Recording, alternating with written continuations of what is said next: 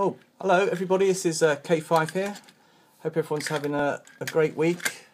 I'm going to continue my Retros Past series with a little blast from the past again. This is the 1969 Ford Cortina Mark II with its super fast wheels. I do not have the 1968 variant with the solid plastic wheels to show you, but this is good enough. This is a direct descendant of the vehicle that we're going to show today. This is the reason we're showing it. Two reasons.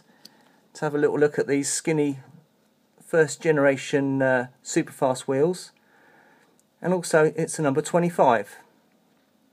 The significance of the number 25. First, well, today we're going to go back with our number 25 to its predecessor, released in 1964, this jolly old Bedford tanker. A Lesney piece with the solid plastic wheels. They introduced these plastic wheels in the early 60s, around about 62, 63. Vehicles started to appear in the lineup with these particular wheels. Previous to that, they were grey wheels. You can get this vehicle with grey wheels in 64, but as you can imagine, that's quite a rare variant. As we spin her over, we can see the old high friction construction of these axles, little rust traps that they are. See, it's called the petrol tanker, but I know it's a Bedford because of the cab. It also says it on the front there, very nicely detailed.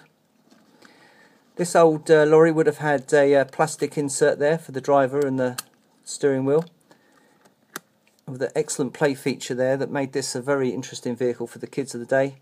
You could flip the cab up and have a look at the engine. Something that the real vehicle, obviously, you could not do on. See, this was a BP vehicle,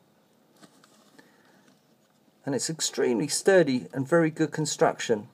And for £1 in 1964, which is equivalent of around about 5p these days, this vehicle proved to be brilliantly good value for money. I mean, the whole range of Lesney was going for £1 a piece.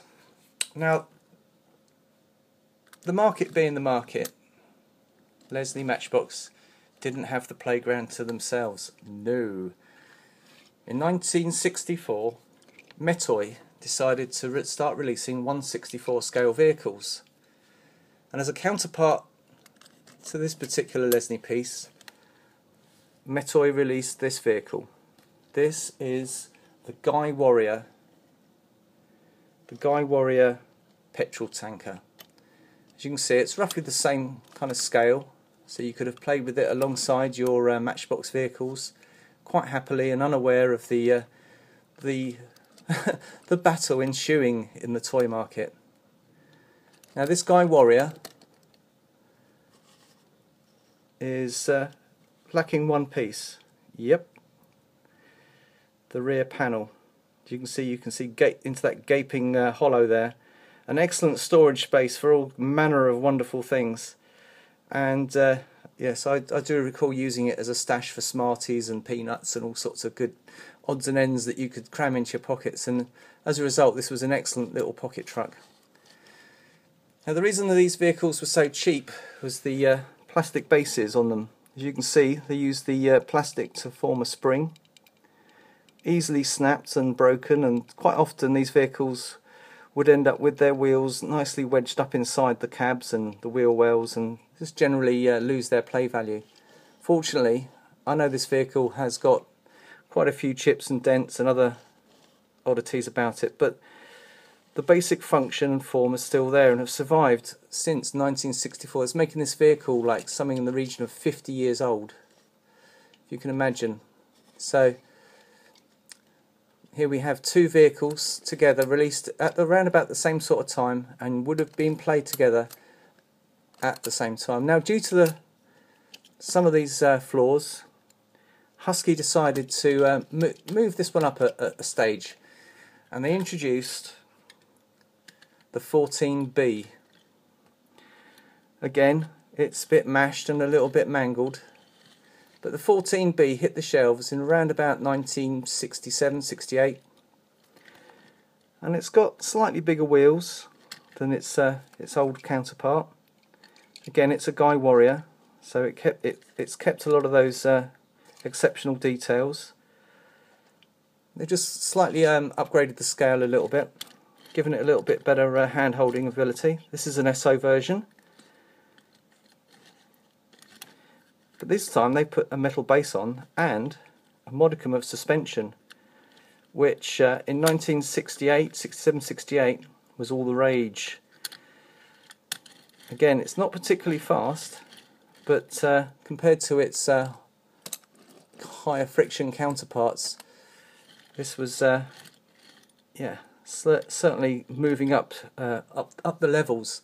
Anyway, the only company that could store these in their stores at the time was Woolworths, and Woolworths have a worldwide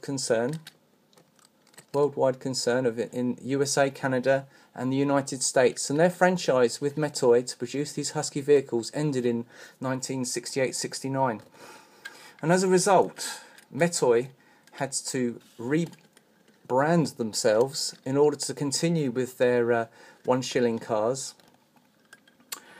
And so in 1969 this 14B turned into a Corgi Junior. So here we have the birth of Corgi. Again, metal base, exactly the same base features as its Husky counterpart. It's just been rebranded.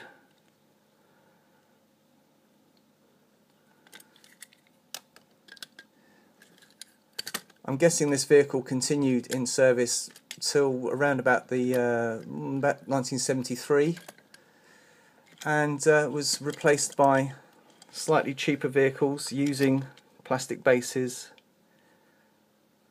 Not too bad on the base on the on there.